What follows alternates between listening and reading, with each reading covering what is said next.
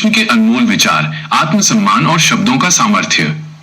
भगवान श्री कृष्ण ने हमेशा कहा है कि जो व्यक्ति स्वयं को पहचानता है वो कभी भी दुनिया के सामने नहीं झुकता।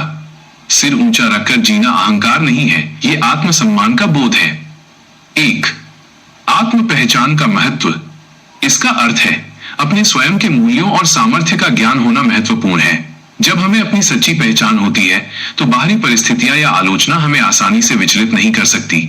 आत्मसम्मान के साथ जीना दूसरों को नीचा दिखाना या अहंकार करना नहीं है, बल्कि अपने अस्तित्व का आदर करना है। 2. शब्दों का सामर्थ्य और परिणाम। कृष्ण कहते हैं कि शब्दों में शक्ति होती है और जबान से निकला हुआ एक शब्द भी हमारा भाग्य तय कर सकता है। यह विचार शब्दों के गंभीर परिणामों पर जोर देता है। हमारे मुख से निकला प्रत्येक शब्द केवल एक ध्वनि नहीं बल्कि एक ऊर्जा है जो न केवल दूसरों पर बल्कि हमारे स्वयं के जीवन पर भी प्रभाव डालती है। एक सकारात्मक शब्द आत्मविश्वास बढ़ाता है, जबकि एक नकारात्मक शब्द आत्मविश्वास को चोट पहुंचाता है। हमारे जीवन में कुछ ऐसे वाक्य होते हैं जो हम अनजाने में बोलते हैं और वही वाक्य हमें अंदर से कमजोर करते हैं। इस वाक्य में अत्यंत महत्वपूर्ण चेतावनी है।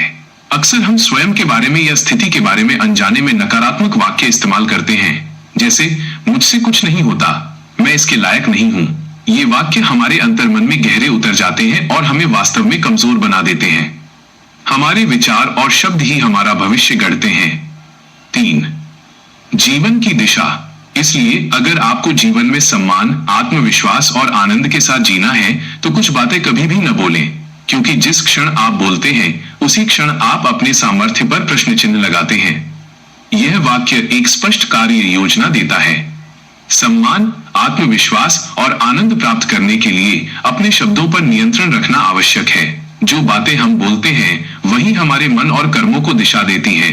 यदि हम कहते हैं मैं ये नहीं कर सकता, तो हम अनजाने में अपने सामर्थ्य पर संदेह व्यक्त करते हैं, जिससे हमारी कार्यक्षमता कम हो जाती है। प्रेरणादायक निष्कर्ष। यह संदेश हमें सिखाता है कि जीवन में सफल और खुश रहने के लिए आत्मसम्मान का बोध और सकारात्मक शब्दों का उपयोग आवश्यक है। अपने सामर्थ्य पर विश्वास रखें और उस सामर्थ्य पर सवाल खड़ा करने वाली कोई भी बात कहने से बचें। आपके शब्द आपका भविष्य गढ़ते हैं। नकारात्मकता देने वाले शब्दों को अपने जीवन से बाहर निकाल दें। आत्म पहचान ही सच्ची शक्ति है जो आपको दुनिया के सामने गर्व से खड़े होने में मदद करती है। श्री कृष्ण द्वारा न बोलने के लिए कही गई 7 बातें। संख्या। न बोलने योग्य बात। महत्व। कारण। 1. आपकी आय या धन संपत्ति। आय उजागर करने से ईर्ष्या, जलन बढ़ सकती है और आपके काम या लक्ष्य पर असर पड़ सकता है। वित्तीय योजना गुप्त रखना सुरक्षा और शांति के लिए आवश्यक है। 2. आपका लक्ष्य और भविष्य की योजनाएं। महत्वाकांक्षी योजनाओं को बोलकर बताने से उन्हें पूरा करने की ऊर्जा कम होती है। आलोचना या नकारात्मक सलाह आपके आत्मविश्वास को तोड़ सकती है। लक्ष्य पूरा होने तक शांति से काम करें। 3. किया गया दान या सहायता। दान हमेशा गुप्त होना चाहिए। दान का प्रचार करने से उसका पुण्य या फल निष्फल हो जाता है, क्योंकि उसमें अहंकार मिल जाता है। निस्वार्थ सेवा ही सच्ची होती है। 4.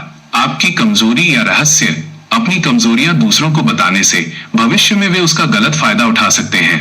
अपने आंतरिक संघर्षों को स्वयं संभालना सीखना चाहिए। 5.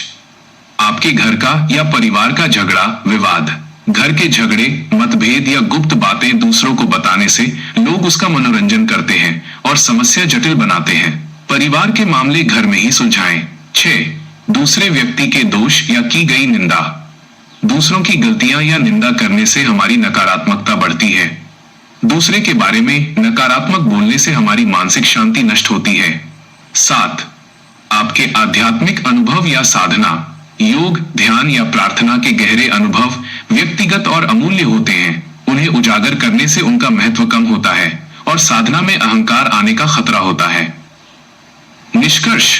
श्री कृष्ण के उपदेशों, विशेषतः भगवद गीता के का मूल अर्थ यही है कि हमें आत्मविश्वास और निष्ठा के साथ अपना कर्म करते रहना चाहिए।